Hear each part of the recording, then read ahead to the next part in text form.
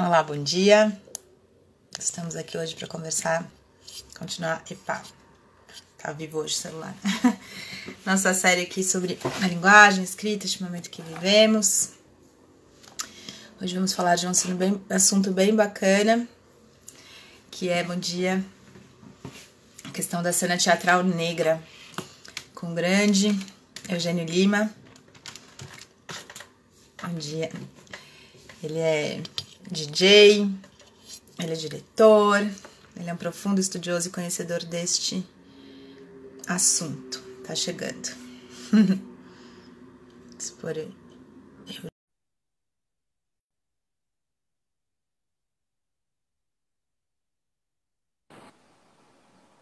Olá, Eugênio. Oi, Paula, tudo bom? Como é que você Bem, está? você? Indo, Tudo né? bem? Indo. Crianças presas em casa. Aqui também tem duas crianças presas em casa, há sei lá quanto tempo, né? Quase 2 meses, mas quase Dois fazer meses. 2 meses, né? Né? Crianças Sigamos. presas em casa. Sigamos.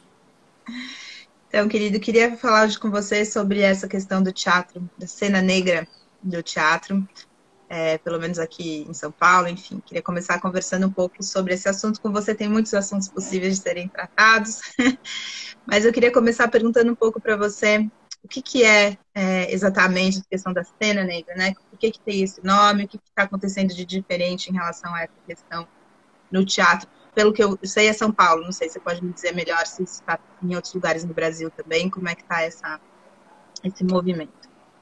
Então, essa chamada cena negra é algo que acontece sistemicamente no Brasil já há algum tempo, né? O que a gente está falando é que o que torna, eu acho que exemplar, não porque a cena de São Paulo seja mais importante do que outras cenas, é porque a cena de São Paulo, esse discurso explodiu e exponencialmente nos últimos 20 anos, né? Eu acho que isso que eu acho que é a grande novidade dessa cena. Mas existe uma cena fortíssima no Rio de Janeiro, fortíssima, né? Tipo, existe uma cena fortíssima em Minas Gerais, fortíssima na Bahia, em Recife, né? Também, de produção muito, muito, muito potente. Só que essa discussão do ponto de vista concreto que hoje a gente consegue levar, até fazendo uma live, ó, vamos discutir a cena negra, vamos discutir a dramaturgia negra, a proposta negra para dentro do teatro, é uma coisa que hoje a gente toma ela como um lugar tranquilo de discussão, mas durante muito tempo foi uma briga gigantesca para dizer que essa cena existia, mesmo ela existindo, né? Só para dar um exemplo, eu gosto sempre de dar um exemplo do Teatro Experimental do Negro, porque talvez seja a melhor síntese disso, do Abdias Nascimento, que é um grupo de...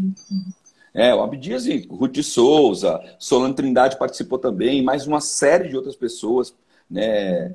Lélia Garcia, tem um monte de gente que participou dessa cena, mas era um grupo de teatro, um grupo, né? Preferencialmente surgiu como uma proposta de um grupo experimental de teatro negro, que vai desde a formulação de políticas públicas, influencia na lei Afonso Arinos, até na construção de jornal, ele, né, tem um jornal chamado Quilombo, até na relação de educação básica, porque tinha um programa de educação básica, e principalmente uma relevância política e poética gigantesca. O Teatro Experimental do Negro apresentou-se, né, tem o seu primeiro grande momento quando faz o Imperador Jones no Teatro Municipal do Rio de Janeiro, e essa turnê do Imperador Jones vai fazer o Teatro Municipal de São Paulo também. E se você pensar hoje qual grupo de teatro, não o teatro negro, faz isso, você já pode entender o tamanho do que a gente está falando dos anos 40. Se você também pensar que um prêmio Nobel de literatura vem assistir um ensaio de um grupo de teatro brasileiro, você pode contar nos dedos quando você sonhou com isso. Porque acontecer não aconteceu. Só aconteceu com o Abdias, né? O Camille vai... Né? E agora o Camille, né, em volta, por causa da peste e tudo, e todo mundo colocando isso. O Camille vai ver o ensaio do Teatro Experimental do Negro. Tem noção de que isso É como se, tipo, o Solinka fosse ver o ensaio do Legítima Defesa, do Coletivo Negro, entendeu? Como se a Toni Morrison, quando tivesse vida, pudesse ter visto o ensaio dos Crespos, alguma coisa desse sentido, entendeu? Para você ver o E aí, tamanho dessa potência. e mesmo assim, Eugênio, quer dizer, esse agora, como você está falando, né? A gente fala dessa cena negra, ainda que ela já exista há muito tempo e tal. Mesmo a questão do Abdias ficou durante muito tempo sem um estudo tão grande sobre essa questão, né? Isso é recente, né? Eu que estudo teatro dessa época, sei lá, quando eu entrei no mestrado 10 anos atrás, não se falava tanto, né? Ainda dessa questão. Eu acho É, que e, tá junto isso, né? Eu acho que eu queria que você falasse um pouco dessa questão também do estudo e da cena, né? E também dessa questão de se trazer à tona a história do negro no Brasil, de modo geral, e especialmente no teatro. isso é a grande disputa de narrativa, né? A grande disputa da narrativa. Tem um livro, né, que eu acho que é emblemático nesse sentido, que é o Cena em Sombras, da Leda Maria Martins, onde ela vai analisar o teatro, o teatro negro, preferencialmente nas Américas, mas nos Estados Unidos, em comparação com a história do teatro negro brasileiro. E aí ela fala, olha, desde sempre já colocou, ela coloca na companhia Chocolat, que é uma companhia do final dos anos do século XIX, que era uma companhia totalmente negra. Isso já era novidade. Você tem todo o Benjamin e tudo isso até chegar na síntese que é o teatro experimental do negro. Mas, entre outras coisas, que o livro é muito bom, e a Leda é uma grande estudiosa, foi uma das primeiras pessoas a sistematizar essa produção do teatro experimental do negro, tem um impacto muito grande, uma coisa que ela fala, que se nos Estados Unidos, aí ela está analisando já os anos 60 e 70, você tem uma estrutura de mosaico, ou seja, são várias cenas negras acontecendo, né? Vários grupos, várias propostas para debater e colocar isso dentro do teatro. No Brasil, a gente ficava dentro da ideia da liderança paradigmática. O que quer dizer o quê? A gente tinha ícones, né? Então, o Abdias, aí depois o Tepron, aí o Teatro Popular de Solano Trindade. Você tinha coisas episódicas e você não entende o movimento sistêmico disso, né? Então, eu acho que a grande novidade é que hoje a gente consegue pensar num movimento que seja para além do lugar episódico. São diversas poéticas que não se reduzem umas às outras, né? Agora, é um fato ainda pouquíssimo estudado diante da dimensão que ele tem. Só para ter uma ideia, a primeira antologia voltada para a dramaturgia negra é Agora, né? a primeira em 1969, né, que é o Drama para Negros, Prólogo para Brancos, que o Abdias organiza. E que nem todos os autores da coletânea são negros, mas a temática se reflete sobre a presença afro-brasileira, né? Só que, depois dessa coletânea de dramaturgia, a próxima que vai ser editada é a que eu editei junto com o Júlio, que foi ontem, entendeu? Então você tem um hiato aí de 40, 50 anos, né? Isso é, tipo, impossível de você imaginar esse hiato, sendo que você tem uma produção continuada, entendeu? E isso é uma demonstração de que a disputa ela está muito mais arraigada, porque, na verdade, você está invisibilizando uma produção que sempre teve aí. Só que como você não faz a sistematização, como você não consegue pensar sistêmico, não, são episódios, tá? Fulano de tal é um escritor. Todo mundo vira um escritor, ou escritora, ou dramaturgo, ou dramaturga, tipo, episódico. Agora. Os grupos são, né? Você não consegue alinhavar. Quando, né? E isso é uma coisa. A outra coisa, evidentemente, eu acho que aí eu não. Você pode até também colocar isso, né? No estudo específico de teatro, há um profundo desconhecimento da história da presença negra nas artes como um todo, né? Mas no teatro, eu acho que pelo projeto de nação, a ironia gigantesca é que se adota um projeto de nação, né? Ou seja, o teatro tem a ambição de representar a nação, né? De colocar. Só que essa nação, ela não está presente nem no palco, nem na plateia. Então, é um lugar de profundo conflito. Então, é muito interessante. Uma vez eu conversei com o Sérgio Carvalho sobre isso, e a gente estava conversando sobre especificamente o teatro né? O teatro jesuíta do século XVI. E ele estava me mostrando quando é que o índio, o indígena, o ameríndio, mesmo com todas as suas submissões, ele estava em cena. Né? Ele estava em cena. Quem fazia o papel do ameríndio era um ameríndio, certo? Depois de um certo tempo, isso desaparece da cena. Por que desaparece da cena? Porque o teatro era feito numa situação de guerra. O teatro não era feito, né, na aldeia. O teatro era feito dentro das missões. Quando isso vai desaparecendo é porque o genocídio já se instaurou completamente. Ou seja, ele não está mais em cena. Agora é um homem branco fazendo o papel do ameríndio. E isso é análogo à questão negra. Né? Análogo no sentido, durante muito tempo, esse é um tema central da história, mas a presença negra ela é colocada para fora do palco. Ela está à margem do palco. Ela não consegue se estabelecer como centro da narrativa. Não porque ela não existisse história e não existisse sistematização. Muito pelo contrário, existe. Só que você acaba não enxergando. E o que acontece? Toda essa presença negra vai representar as manifestações populares. Se você pega a congada, o reizado, o maracatu, tudo isso, essa presença está lá, representada, entendeu? Então, essa disputa é uma disputa muito... Agora, claro, existe um momento específico. Eu acho que o início dos anos 2000, ele pode ser colocado como um vértice catalisador nessa produção. Né? E isso eu acho que é o efeito que, mesmo com uma ausência de política total e de reflexão muito pouca ainda sobre essa cena, ela, por ser tão potente, ela quebrou a bolha, entendeu? Deixa eu só te perguntar, desculpa te cortar. Não, imagina, só queria que você falasse uma coisa assim, quando a gente fala cena negra, é simples entre aspas, obviamente, né? O simples fato de ter os negros no palco, ou ela tem um conceito quando a gente fala de cena negra? Cena negra, Eugênio, é só o teatro feito por negros ou tem mais do que isso, né? Quando você fala em cena negra, em protagonismo, o que tem aí? Tem uma questão de protagonismo? Então... Isso é um debate extremamente importante, né? E não dá para reduzir, né? Quando eu estou usando a cena negra, ela não se limita à ideia de ter performances, artistas, atrizes, músicos, atores negros em cena.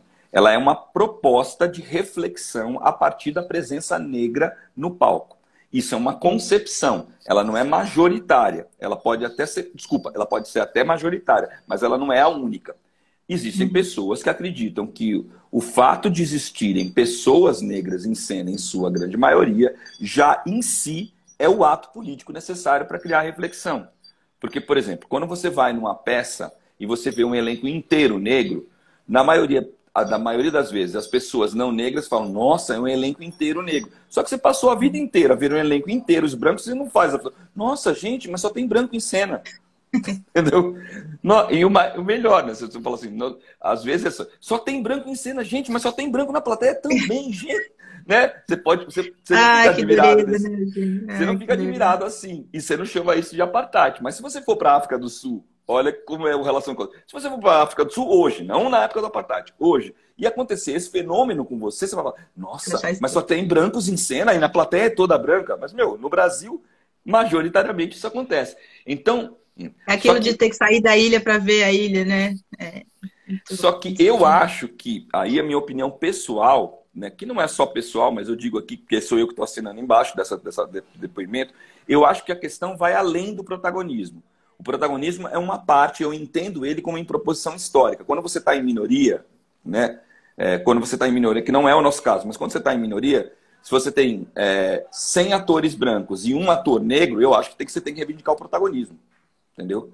Agora, quando você tem um grupo inteiro negro, como é que você vai lidar com essa questão? Quem que vai ser o coadjuvante? Quem que vai ser o antagonista desse protagonista negro? Então, essa fórmula não funciona. Você acaba repetindo a fórmula do drama. E isso, para mim, eu não acho uma concepção, porque a coisa não vem sozinha, ela vem junta. O drama é um sistema de pensamento. E ele é um sistema de pensamento... onde a presença negra, ela sempre vai ser episódica, ela sempre vai ser exótica, porque eu sempre vou buscar o universal. E esse universal é branco. Então, eu penso que a grande disputa é pela narrativa. Ou seja, não tanto qual é o protagonismo dessa situação, mas como eu organizo a cena. Eu, narrador de mim mesmo, organizo a cena. E com todos os elementos. E aí, a própria dramaturgia, a relação da disposição dos elementos. Ou seja, eu preciso tomar a narrativa, porque a narrativa é o ponto central dessa história. Porque eu posso contar utilizar um mesmo mecanismo dentro de uma lógica que me oprime e vai continuar me oprimindo em cena. Entendeu?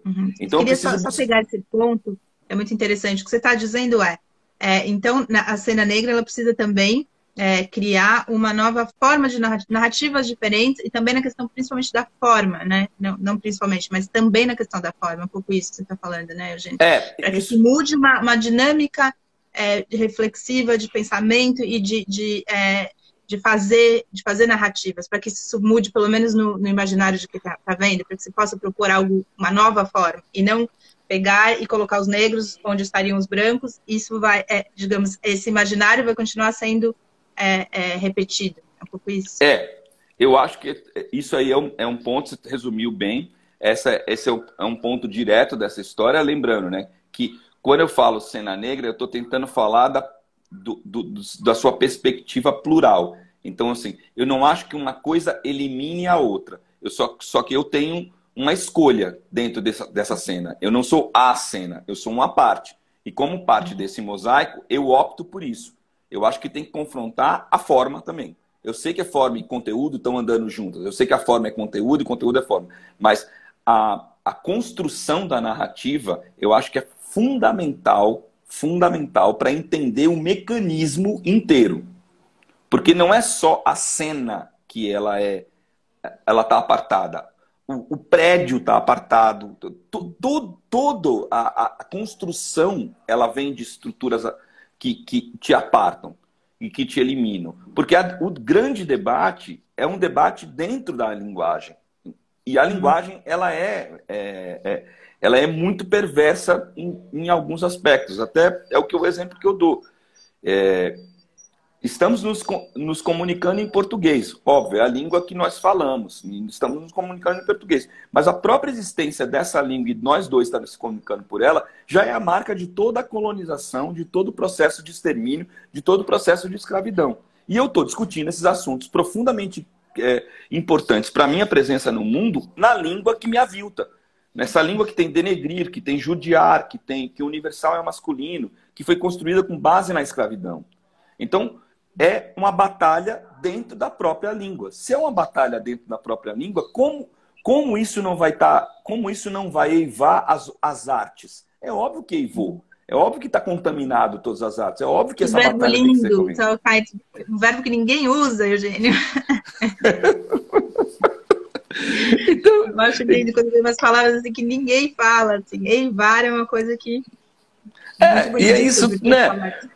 É a parada, assim, né? É poética. Isso tem em vários lugares, entendeu? O Abdias falava isso, né? O Abdias falava isso direto. O Fanon fala isso, entendeu? A Leda Maria Martins fala isso. A Dione Castro fala... Enfim, não é uma grande novidade. Até porque eu também acho que assim, algumas coisas são óbvias. E justamente porque são óbvias, precisam ser discutidas. Porque se a gente tivesse discutido o óbvio, talvez não tivesse na situação que a gente está. Né? Talvez a gente não estivesse passando pelas coisas que a gente estava passando, se a gente começa a discutir o óbvio bem um tempo antes. Só que são muitas poéticas e elas não são redutíveis umas às outras. Isso é uma coisa que eu gostaria de pontuar.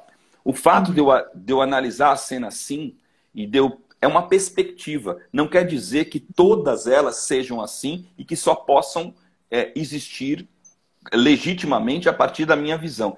Isso eu acho que é a mudança de uma visão sistêmica, que tudo é sistemático e tudo precisa ser reduzido e chegar num produto que é comum a todos, da ideia polifônica. Eu, hoje, olho para a cena e vejo uma polifonia de vozes. Algumas coisas eu me aproximo mais, outras me distancio, mas algumas coisas eu acho que são profundamente relevantes e são realmente novas, tanto na forma como no conteúdo, e outras nem tanto, mas todas estão dentro dessa mesma batalha. É como se a gente precisasse de um grande número de poéticas para poder desnudar a narrativa hegemônica. Porque no fundo, é disso que estamos falando. É poder narrar a própria história. Né? Criar uma nova poética.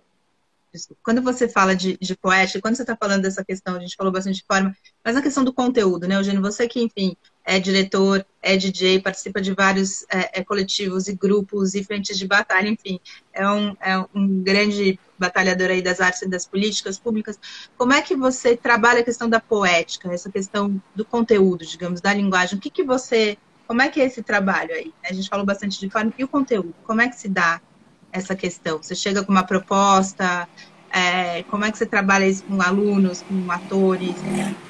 Ó, a primeira coisa que eu tento construir é a ideia de que é uma coisa bem do hip hop mesmo, é que cada um tem um direito sagrado de rimar a própria vida.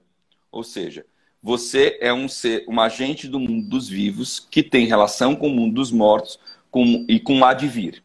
Ou seja, se você é esse sujeito, ou, né, porque é isso que é louco, né? Eu não consigo falar em feminino, porque o sujeito no português ele é masculino. Não é o sujeito.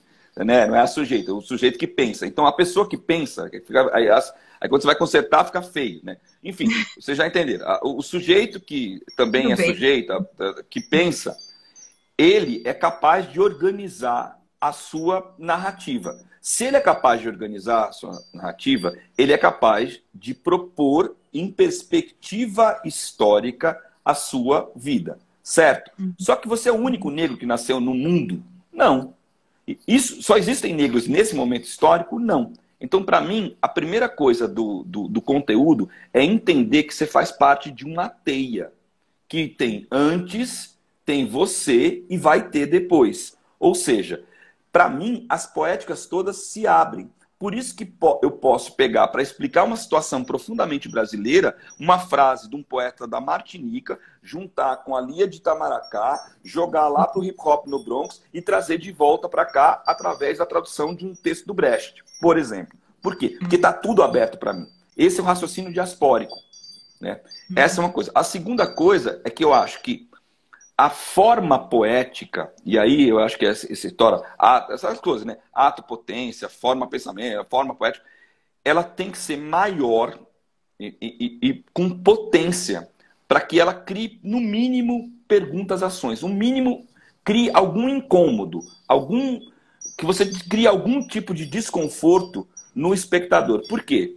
Porque a ideia de quando você vai apresentar essa questão em cena, o público, o espectador, não é exatamente o tempo inteiro seu cúmplice. Ele está numa situação, da mesma situação que o conjunto da sociedade adota, que é, eu estou sentado e você tem que me apresentar tudo. Então, essa história, essa expectativa que eu tenho que apresentar tudo e eu tenho que entender tudo. Tudo. Tudo. É o modal do pensamento colonial. É o principal modal do pensamento colonial, porque eu tenho que responder todas as questões que os espectadores me colocam e eu tenho que reduzir essa minha poética ao entendimento concreto. Então, esses de tudo, são né? Sem deixar nada de fora. De tudo. E o cara senta em 5 minutos, já tem que entender tudo. Mas como entender tudo? Entender tudo, entendeu? E a outra coisa também, que é uma coisa que também a gente é cobrado de diversas formas, a ideia de que eu tenho que dar conta de tudo. Então, assim, quando você faz uma tese, você faz um recorte. Quando você faz um artigo, você faz um recorte. Quando você vai fazer uma palestra, você faz um recorte. Agora, eu no teatro, quando vou falar teatro negro, eu tenho que dar conta de tudo que aconteceu. Desde da criação da humanidade na África até o tempo atual. Não, eu não vou dar conta de tudo e não vou fazer. Eu sou um recorte. Eu não sou onisciente. Eu não sou a única forma. E o espetáculo, a performance, a peça, a poética, não tem que dar conta de tudo. Ela é uma parte. E aí eu recorto. Por isso que eu gosto de pensar na ideia de fragmentos. Porque esse bloco inteiro, ele, na verdade, para mim, é o grande bloco do pensamento colonial. Só que eu gosto de colocar as coisas em relação. Para mim, é essa a minha história. É uma questão relacional. Não tem essa estrutura absoluta. E para colocar em relação, eu comecei a pensar que eu precisava questionar duas coisas. Uma, eu precisava questionar a própria língua. Eu não consigo mais fazer peças que o tempo inteiro se falem tudo em português, o tempo todo, entendeu? E, ao mesmo tempo, que isso seja entrecortado com outras dimensões dramatúrgicas que não sejam só a palavra. Então, isso daí é quando vem esses atravessamentos, eu consigo criar outras narrativas possíveis. Porque, para mim, nesse sentido, eu estou tentando buscar, não digo que consiga, mas uma ideia mais polifônica da cena. Pensando nisso, o exemplo que eu sempre dou é a própria música, né? Que você faz coisa mais tradicional. Eu, quando estou falando aqui, eu falo uma palavra, depois eu falo outra palavra, depois eu falo outra palavra. Eu sou uma voz organizando um pensamento. Mas se eu fosse um acorde, eu poderia falar 3 coisas ao mesmo tempo. E eu quero falar 3 coisas ao mesmo tempo, entendeu? Então, eu tento trazer isso. E aí, a ideia de elementos que chamam de elementos externos, que na verdade são elementos externos da dramaturgia. Então, gosto de colocar a dramaturgia, por exemplo, como no caso do Black Brecht, que foi construído pela Dione Carlos, tem vários atravessamentos, várias citações que se transformam em atravessamentos. Então, o texto é sempre trazido, reconstruído, trazido e reconstruído. Mas, como apresentação, eu gosto de apresentar o material primeiro. Falar, ó, gente, o bagulho é assim, entendeu? Nós vamos fazer isso, isso, isso, isso, isso, isso. Não tem carta na manga, o bagulho é assim, papo reto e tal. E aí, mesmo eu falando tudo que vai acontecer, eu consiga que o espectador, a presença, possa ser surpreendida pela poética. Mas não porque eu fico fazendo quiprocó, carta na manga e tudo. Não tem isso. É porque eu acho que a potência poética é capaz de desnudar. E aí eu acho, é uma ideia só. Tem gente que acha que isso não é necessário. Eu acho que é preciso construir mais camadas do que a camada da representação, entendeu?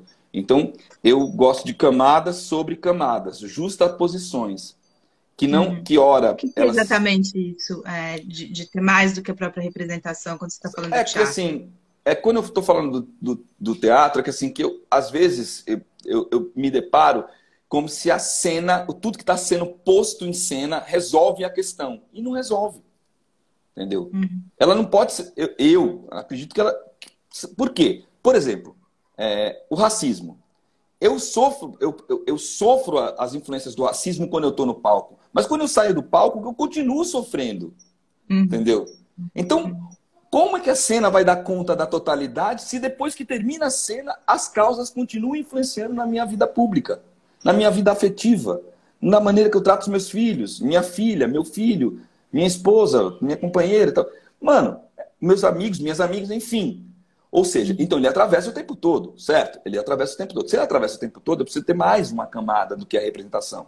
Então aí eu tento usar a música, o vídeo, a poética, os enxertos, vozes que vêm do passado, que atravessam, anacronias, porque nem tudo é diacrônico, simbioses, o que deixa o material menos passível de ter apreensão total.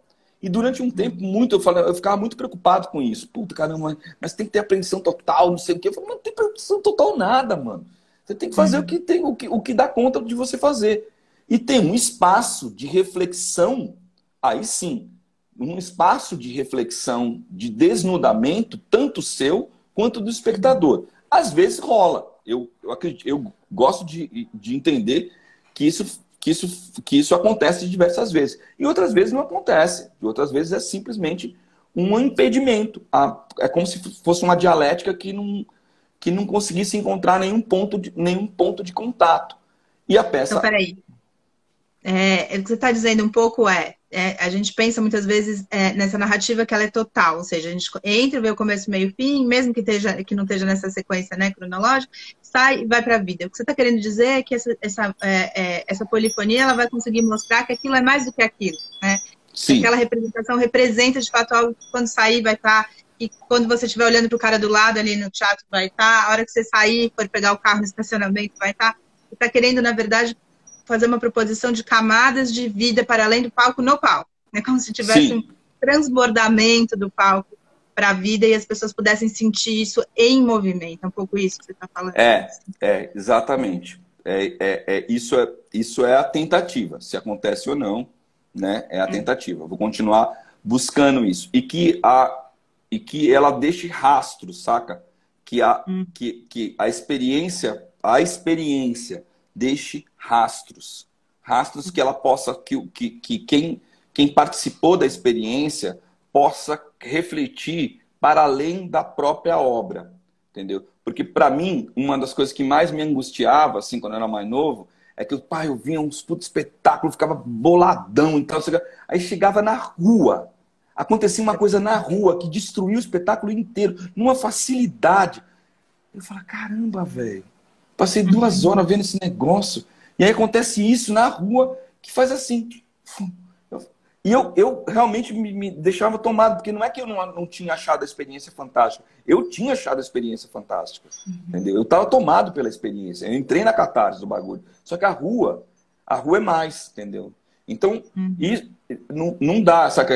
É até uma brincadeira que a Roberta faz, né? A Roberta Stelladal faz, a gente fala assim, mas a gente vai ver um negócio e fala assim, enquanto isso, na Quebrada, enquanto isso no Capão Redondo, enquanto isso no Alto José do Pinho, enquanto isso no Bronx, quer dizer, sabe, a ideia de que o teatro é um fim em si mesmo, entendeu? Não é um fim em si mesmo, entendeu? Ele tem que ser, sei lá, o que ele é, o que ele não sou eu que vou definir, mas eu não acho que ele seja um fim em si mesmo. Não estou aqui querendo criar grandes teorias gerais, né? Porque também isso é uma coisa... eu não tenho mais medo de ser fragmento, entendeu? A ideia da teoria geral não é uma coisa que eu fique buscando, mas acho que você tem que ser agudo nessa É a idade experiência. também, né, Eugênio?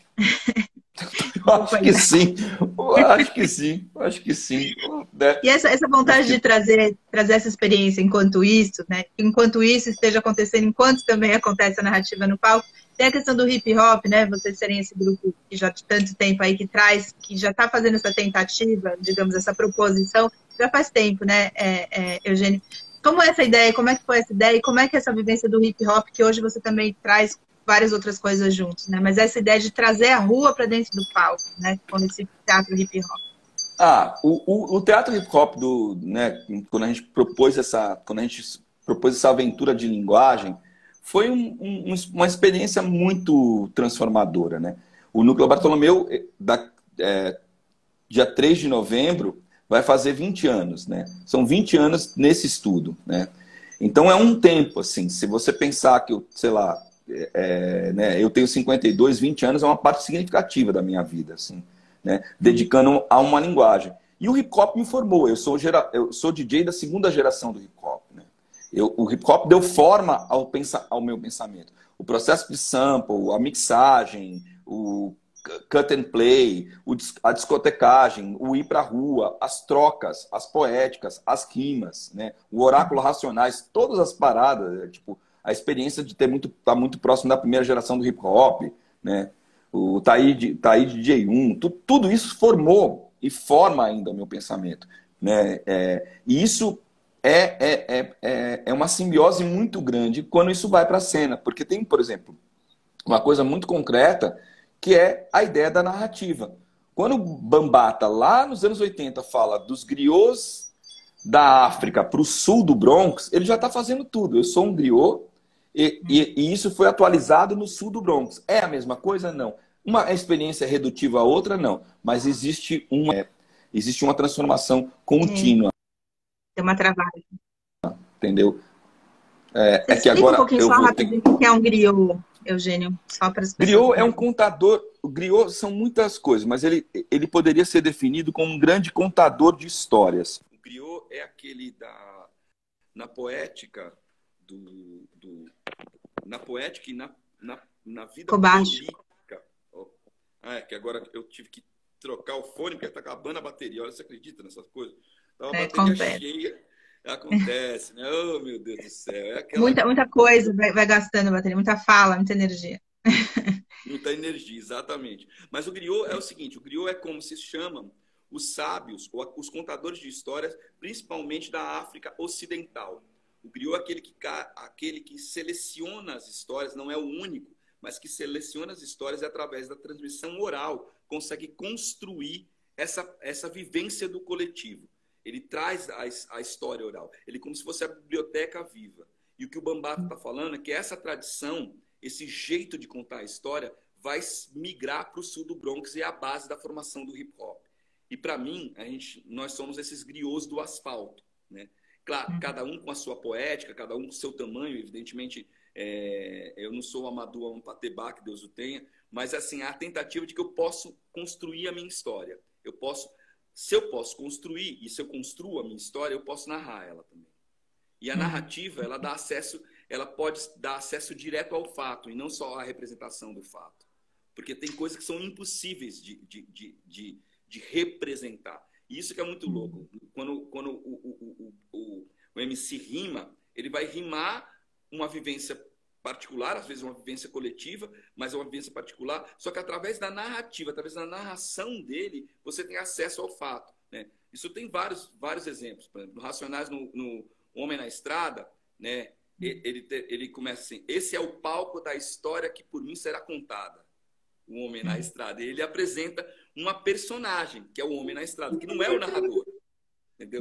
Então, só que ele faz Queria isso. que você falasse um pouquinho melhor sobre narrativa e representação. Você quer pôr aí para carregar? A gente Quero. faz Estou assim. colocando aqui para carregar. Põe aí, tudo bem. Espera um minutinho aqui, melhor. Aqui para carregar, para a gente poder falar um pouco mais. Agora aqui, estou aqui, coloquei. Colocou? Põe aí, tudo bem. Aqui Ao vivo é assim, né? Tem a emoção do teatro aqui também, um pouco. Estou vivendo, cada dia é um jeito. Melhor aqui está colocado na frente. Pronto. O Wagner está perguntando aqui, eu quero que você fale depois de narrativa e representação, mas o Wagner perguntou a diferença entre um MC e um DJ. Aí depois explica para ele. O MC, ele é como é que você... Desculpa. Ele é uma redução, MC, que é MC, é Master of Ceremonies, mestre de cerimônias. Ele é aquele que conduz a cerimônia. E de que cerimônia estamos falando? Você tem em 2 lugares. Ele narra a história a partir de uma proposição contada, um rap, rhythm and poetry, rap, rhythm and poetry, né? Você vai narrando, você vai escrevendo e narrando.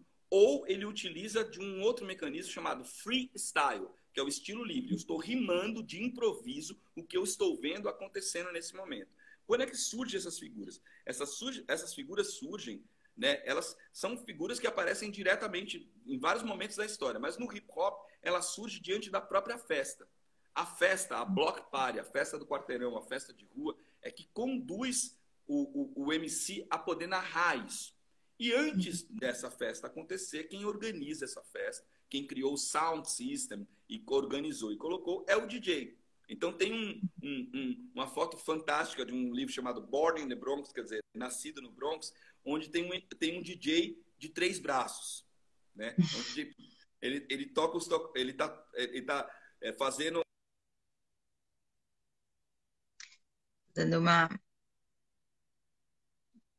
Dando uma travadinha aqui no meio da explicação do Eugênio. Vamos ver se ele volta aqui. Caiu. Eugênio, caiu. Você estava falando do DJ de 3 braços e caiu. O DJ de 3 braços, que é o seguinte, são 2 braços ele coloca no tocadisco e ele tá com o microfone. Então, justamente porque o DJ não tem 3 braços, ele precisou que alguém comunicasse com a plateia. E nesse momento surge o MC. Só que no momento que o MC volta para casa e começa a construir a sua narrativa através da rima, aí ninguém mais segura, porque ele é o poeta narrando a própria história. Aí não é mais uma questão de simbiose só com o DJ, mas ele começa a ser o narrador. E a fama desse narrador basicamente que obliterou todos os outros elementos da cultura hip hop, porque aí você começa a pensar o hip hop a partir da música e principalmente a partir da letra. Dificilmente você vai discutir a forma musical do Racionais, mas você discute várias vezes a letra. Não, essa letra aqui não, porque o Brown fez isso, então não sei que lá fez aquilo. Mas, na verdade, é uma simbiose, né? Hip hop é uma cultura. E DJ e MC são apenas 2 elementos dela, né? Tem outros elementos, né? O grafiteiro e o dançarino, por exemplo, e o b-boy são elementos constitutivos, que foram chamados de 4 elementos. Mas, na verdade, se você pensar na cultura hip-hop, tem muito mais elementos. Pode dizer que esses sejam 4 elementos fundantes, mas hoje você tem mais uma centena de elementos da cultura hip hop. E ela é a cultura urbana mais popular do mundo. Ou seja, o que criou vários filósofos do hip hop, entre eles, para mim, um MC de Brasília chamado Gog, que fala: periferia é periferia, aqui ou em qualquer lugar. Quando ele fala isso, o que ele está dizendo? Que a experiência da periferia do Bronx, ela tem uma coisa de análogo com a periferia de Singapura, que, por sua vez, é análogo com a periferia de Brasília. Porque periferia é periferia, aqui ou em qualquer lugar. É a relação que a determina, e não o fato dela ser um apêndice do centro. Então, você tem várias coisas, né? Se eu vou ficar aqui falando citações, aqui vai ser um mundo, porque eu gosto pra caramba disso mesmo. Mas uma das coisas, hip hop é uma cultura, e é a cultura que me formou, e formou o Núcleo Bartolomeu de Depoimentos. Porque aí tem uma proposição que a gente pensou que, analogamente, o ator épico tem muito de semelhante desse MC. Então, daí a ideia desse nome, ator ou atriz MC, que é aquele que narra a sua própria história e, ao mesmo tempo, no palco pode ter os procedimentos do distanciamento épico. Porque quando eu sou um narrador, eu me distancio da representação.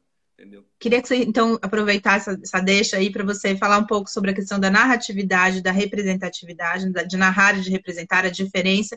E você falou agora do ator épico, né? Para quem não é da área, assim, a diferença entre o narrador épico e esse narrador que vai fazer a representação mais fechada, né? Então, como eu entendo essa questão, né? Existe uma questão que é a representação, ou seja, colocar em cena, reapresentar, colocar em cena.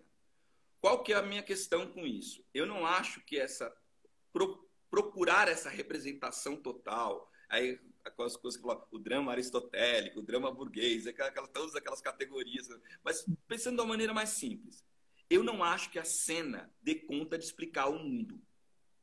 Eu não acho. Como não acho que nada dê conta de explicar o mundo. Não é a cena, não é? O problema não é a cena.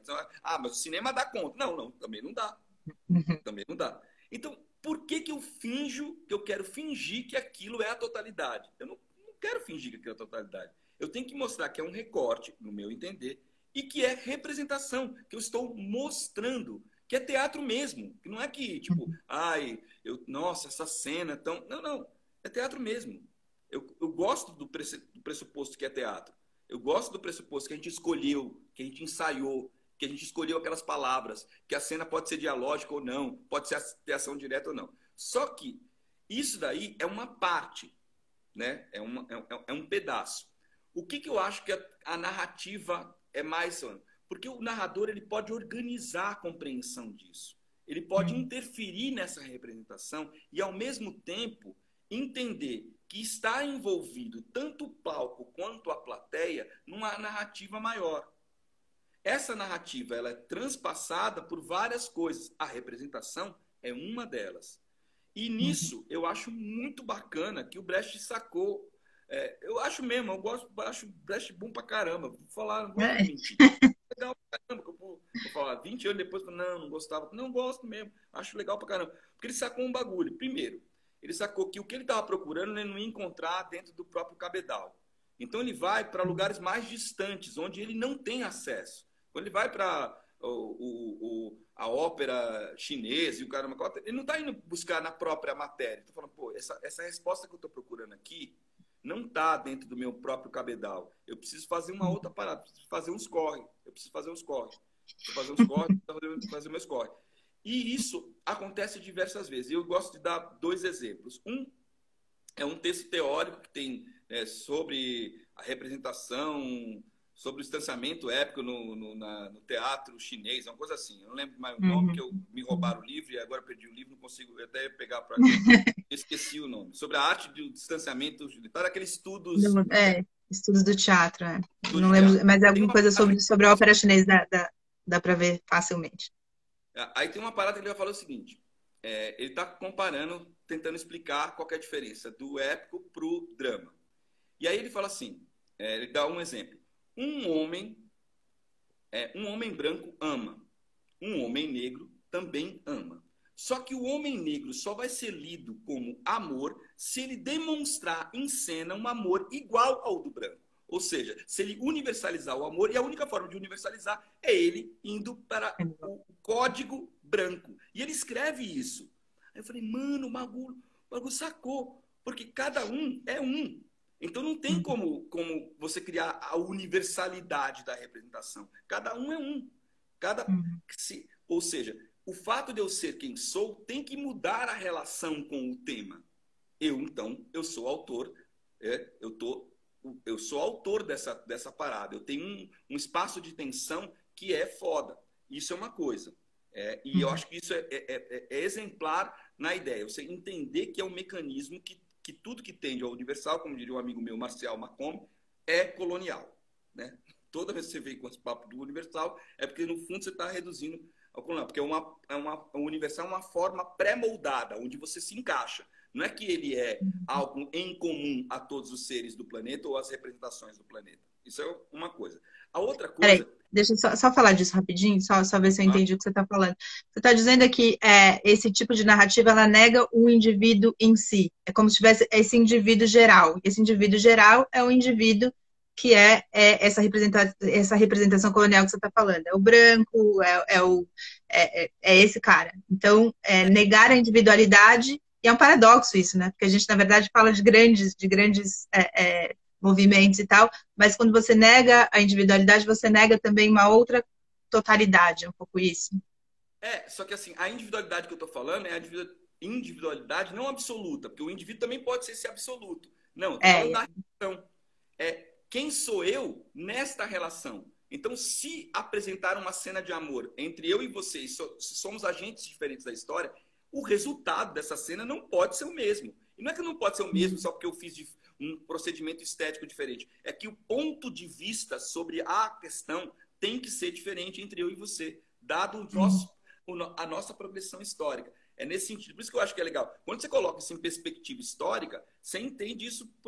Isso é muito simples de entender. Da onde parte, o que é isso, concepções. E o Brecht dá esse exemplo, e é pouco debatido esse exemplo que o Brecht fala. E ele literalmente racializa a questão. Entendeu? Eu nem lembro disso, vou olhar de novo. Entendeu? Isso é bem bacana. Uma outra coisa é que eu acho que eu gosto do exemplo da ópera dos Três Vinténs, de uma música especificamente, que quando foi traduzida para o inglês virou Mac the Knife, Mac Navalha. O Kurt Weill e o Brecht estão tirando uma do jazz, né? Eles estão fazendo o jeito de jazz que eles acham que é legal, que é o pa-pa-para, pa-pa-para, que o Chico usou na ópera do Malandro, enfim, é um tema famosíssimo.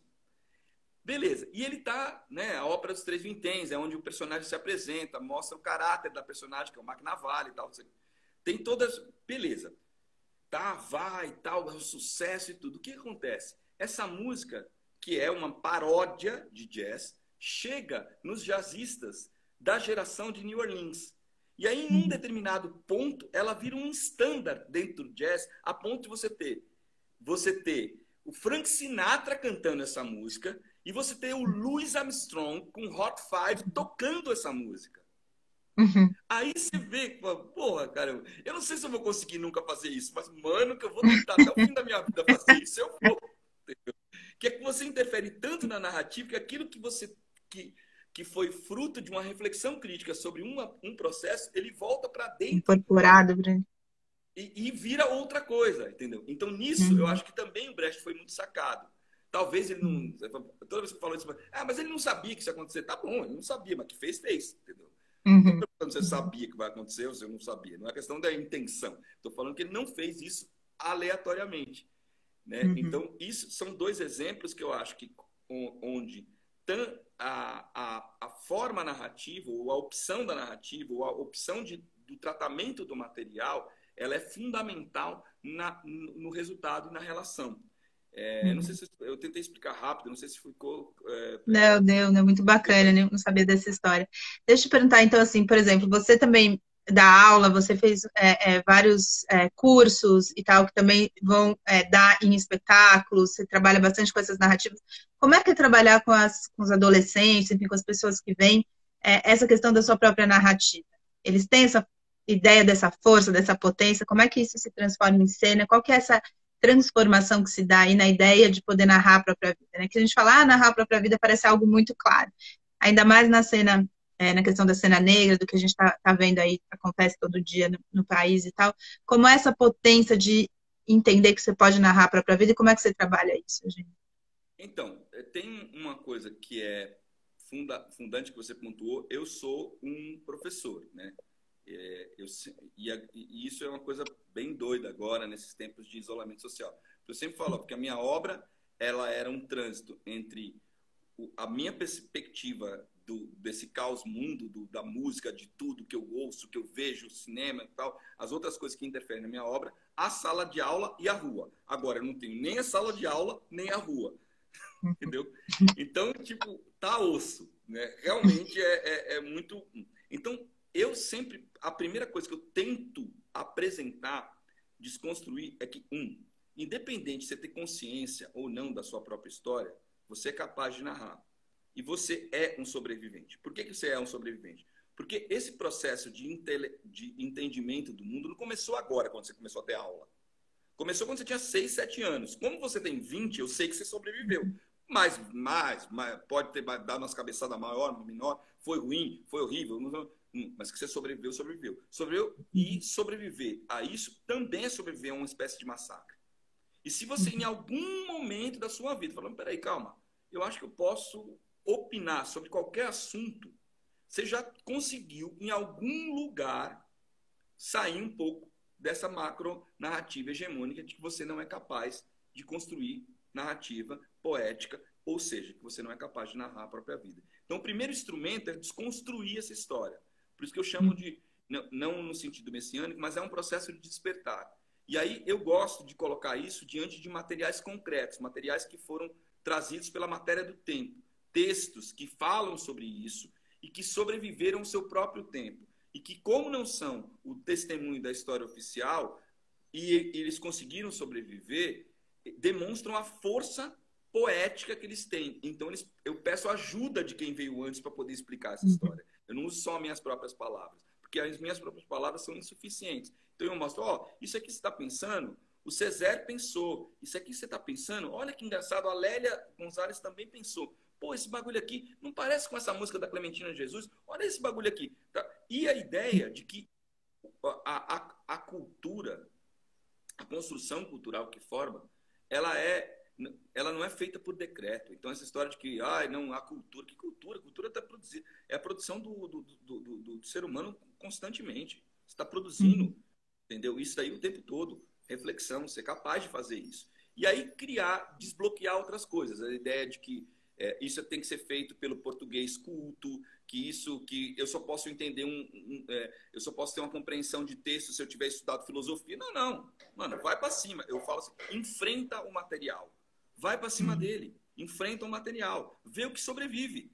De você e do material. Entendeu? Eu só consegui entender isso. Maravilha, é com isso que vai ter. E essa história também de tentar desconstruir que a gente tem que estar preparado. Não, porque eu tenho que estar preparado. Mano, quando é que vai estar preparado? Quando morrer? Não tem. Então tem que fazer com o que tem. Eu realmente gostaria de estar muito mais preparado para viver esse momento que eu estou vivendo. Não estou. Eu tô só Ninguém tá, né? entendeu? Só veio até aqui. Então vai ter que ser com isso. Eu não tenho outra coisa para ver. E eu, de verdade, quando você pensa, e isso o hip hop coloca de uma maneira muito clara, muito escura, aliás, não, nada claro, muito escura, que é o seguinte, a questão do nome. E eu parto primeiro nessa história do nome. O nosso nome, né, principalmente do nome de todo mundo, mas das populações diaspóricas de uma maneira geral, isso carrega. Porque o seu nome tem um significado. E o seu sobrenome, entendeu? O nome chamado de família, ele carrega milhares de histórias. E para os diaspóricos, a grande maioria desses sobrenomes são os nomes dos donos das pessoas, dos nossos ancestrais. Então está no seu nome a contradição. Você não tem como fugir. Se você é capaz de perceber isso, você é capaz de narrar a própria história, entendeu? Porque está o tempo inteiro, você está o tempo inteiro atravessado. Atravessa você o tempo todo. Então, eu não acho que seja uma questão messiânica, tudo. Eu só acho que, assim, olha, tem outras vozes que contêm a sua própria voz. Você é capaz de organizar isso, você já é capaz de organizar, você, entendeu? E a ideia de ir apresentando diversos materiais. Então, de novo, a polifonia. Tem um momento, nos primeiros momentos, por exemplo, quando é um workshop ou quando é né? Eu estou vendo aqui que tipo, a Ariane Molina entrou. A Ariane eu fui formador de um curso lá na SP e a Ariane participou, né? Foi aprendiz num determinado momento. E é isso, entendeu? Você tem vários atravessamentos. E se você é capaz de sobreviver a vários atravessamentos, você consegue organizar. Esse material Uhum. pode ser desconhecido agora, mas se eu conseguir te fazer você raciocinar quais são os links que isso pode fazer com a sua própria vida, você vai conseguir desnudar. E aí você vai buscar quais são os instrumentos dessas outras vozes, que não são só a sua, mas que você faz parte, que pode te ajudar nessa construção. Ou seja, Uhum. é um pouco materializar a ideia de que nossos passos vêm de longe. Então, por que nossos passos vêm de longe? Porque tem essas histórias que foram contadas. São essas histórias. O Então, Caco falou que ele te deu oi, falou que foi expulso do curso de direção da SP. Depois ele conta isso. ô louco, O só novidade. Caco, pô. Ah, tá bom, depois ele.